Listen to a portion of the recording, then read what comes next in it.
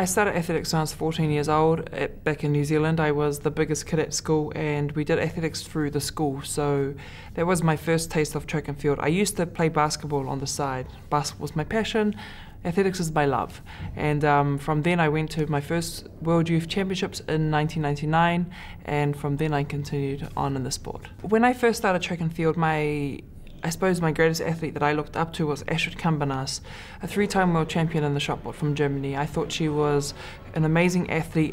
She brought femininity into women's shot put, because women's shot put back in the day was very masculine, you know, and she was the beautiful version of women's shot putting, and she was the first person I kind of looked up to when I started track and field. I think that's a very difficult question to find who my role model is in track and field. When I first started, Astrid Kambanas was the person I looked up to, but my role model and my biggest inspiration in my life is my mother, and I think she brings me inspiration. She's my biggest role model, so that's good for me. The best moment of my career obviously would be, I'd say, the Olympic Games. It's obviously a massive pinnacle in your sporting career, but my other most memorable moment is the IAAF World Youth Championships in Debrecen. I won that, and it was my second time at the World Youth Championships, and I set a championship record, and it was amazing to be part of the New Zealand team, but also to win a championship.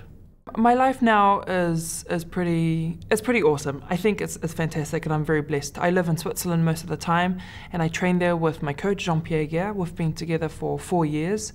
He's an amazing coach, and I stay there obviously for the European season, and I'm there about 9 months of the year, and then for 2 months he's in New Zealand, and then the 1 month I'm on holiday. So I do live in 2 countries, which is hard to juggle, but I quite enjoy it.